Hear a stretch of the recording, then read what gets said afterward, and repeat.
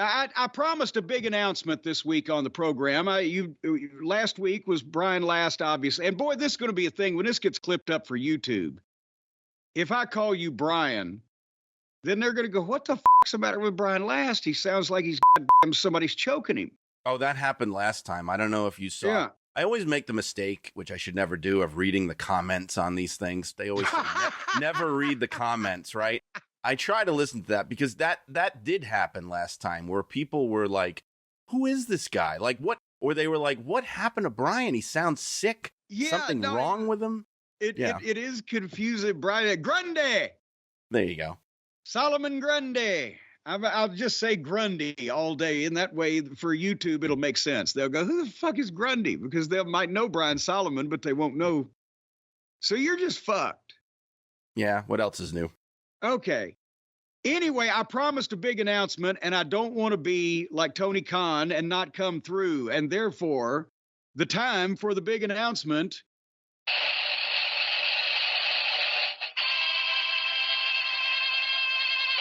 is here.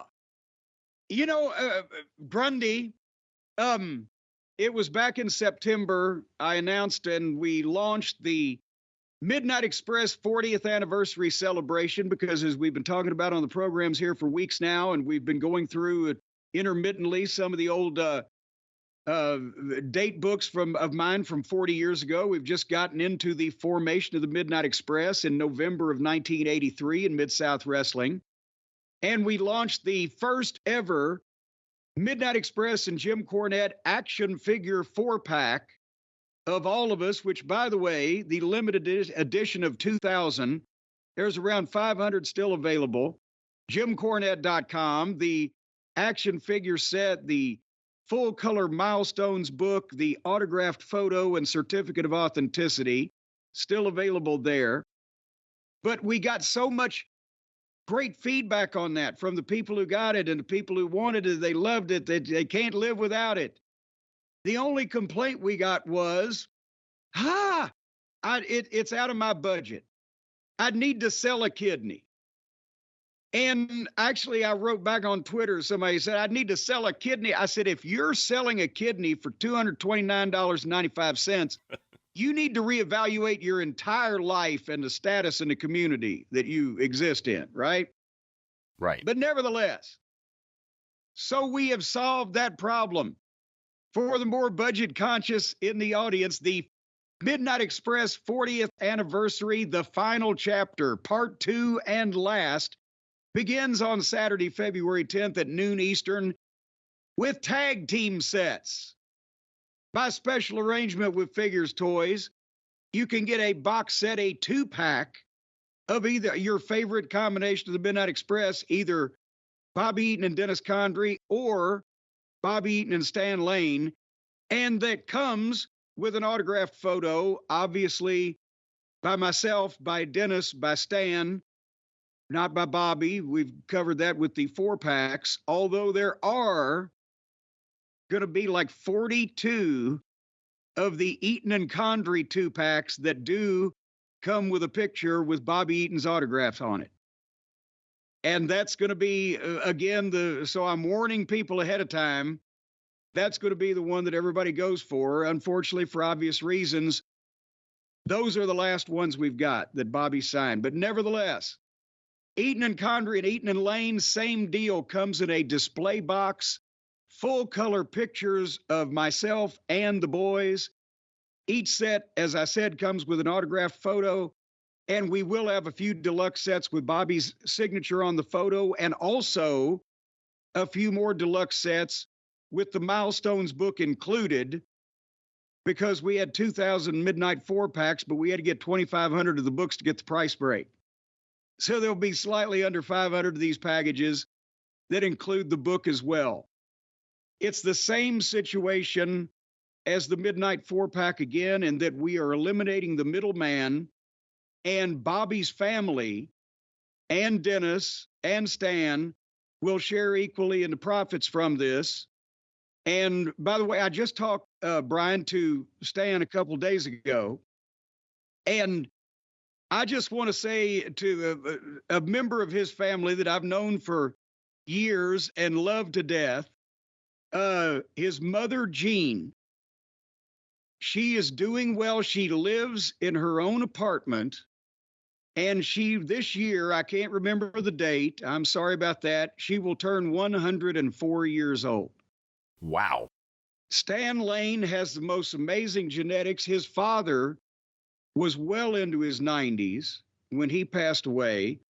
And remember, Stan Lane's father, when he was in his 60s, and Steve Kern's father, when he was in his 60s and was a service veteran and a prisoner of war in Vietnam, they did an angle with Roger Smith and Donnie Bass, the assassins, on Memphis TV, and almost kicked the shit out of Roger and Donnie, trying to get them down. That's right, yeah. But anyway, I want to say hello publicly to Gene, and here's the thing, the point I was going to make is that I can't believe when I was talking to Stan, he was expressing his gratitude for the fans that had bought the sets and the money that he got around Christmas time. And I never thought I would say this about a 70-year-old man, but he said it was really helping in planning for the rest of his mother's retirement. That is wild. She will be 104, bless her little pea-picking heart. That's amazing. It's almost hard to believe. And that's almost like a running joke with me. Whenever I'm talking about a person at that age, I'll always say, I wonder how their mother's doing. But in the case of Stan Lane, I mean, we actually can wonder how she's doing. That's impressive. And like you said, it's the genetics, too, because then it gives you hope that maybe you may live to be that age, too. No, because I'm not the offspring of Stan Lane's parents. Not you. I mean the hypothetical. Nobody else is either. As far as we know, Stan was an only child. I think he's worried about his retirement. He said, "What am I going to do when I'm 105?" So anyway, back to the figures. The point is, by this coming weekend or so, we will keep you posted. You're going to be able to go to JimCornette.com. And you'll be able to see pictures of the figures, the sets. You'll get all the information on how they come. And also, and by the way, there's going to be less than 1,000. Now, we talked about having 2,000 of the 4-packs, and we've sold around 1,500 so far. I think we sold, 1,000 or 1,100 the first weekend. There's going to be less than 1,000 of these. I'm sorry, I would need to build an Amazon warehouse if we get any bigger, folks. Less than 1,000 of the Eaton and Condries and 1,000 of the Eaton and Lanes. And just since we were doing it, because Dr. Tom Pritchard had a contract with Figures Toys also, so we were able to put this together. There's going to be 500. And this is, by the way, folks, this is the first time and last time for all of this. The midnight figures in the boxes with the whole 9 yards, and also Sweet Stan Lane and Dr. Tom Pritchard, the Heavenly Bodies, 500 of these, one time only, that also comes with an autographed picture of all three of us. Just because, and they're in the Heavenly Bodies outfits. Not obviously the Heavenly Bodies that you saw in the WWF in 93, but the Heavenly Bodies that you saw in WCW in 93, my original Smoky Mountain Wrestling tag team champions and original set of Heavenly Bodies, until Stan retired and segued into announcing for the WWF. It's funny how these things happen. Yeah, it sure is. Tom goes on to become the best trainer in the business, and etc. Well, I always saw it as the Heavenly Bodies were like the evolution of the Midnight Express, because the members kept changing, so you had first Dennis drops out, and then Stan comes in, and then Bobby dropped out, and it was almost like when Dr. Tom got added, in a way, it was just sort of like the next step. I mean, I understand why you didn't want to keep using. Well, let me ask you that. Was there a reason? Well, because here's also, and we've talked about this on the show many years ago, but you weren't on it, that when Dennis left, my first thought to replace him with Bobby was Tom Pritchard, who was a single in Alabama at the time, because my mind never went to Stan, simply because he and Steve, to my knowledge at that point, were still teaming together in Florida. But that's where Steve had, like 2 months beforehand or whatever, decided to retire for however long wrestlers retire for, and he went into real estate. And Stan Sully was a single, and Dusty. So I was thinking about it. They just bought Florida. I was thinking about Stan Lane. Well, and the first thing I was thinking of, I bet Steve Kern's fucking thinking about him too. But then he told me.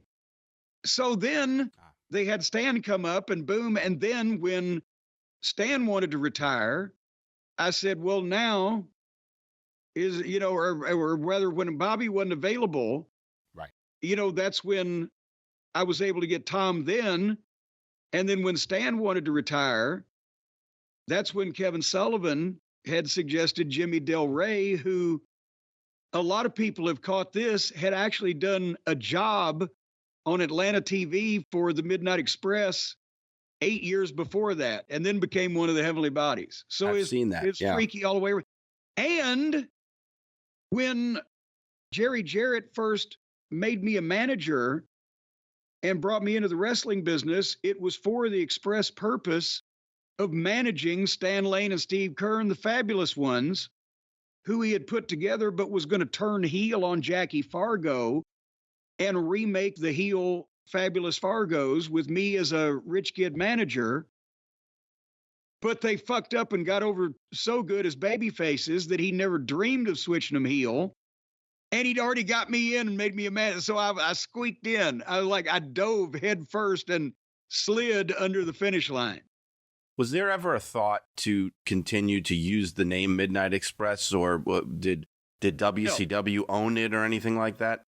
No, and now we've got it trademarked. But right. Without Bobby, it couldn't be. Okay. I mean, I agree with that. I just wasn't sure. But yeah, and then if I'd have said, the Midnight Express, and the people showed up, and it wasn't the Midnight Express, and we made a change on national television. We could tell every single one of our fans at the same time.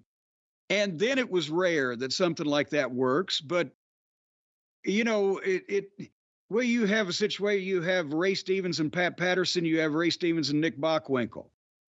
The common denominator, Ray Stevens, common denominator, Bobby Eaton. Stan made it work when most people couldn't have. But and also it was easier because there were 3 people in the team counting me, so only one was replaced. And it didn't even really work all the way, but it kind of did for Dick York and Dick Sargent on Bewitched, right? Yeah. But it was rare that we were able to keep that momentum going.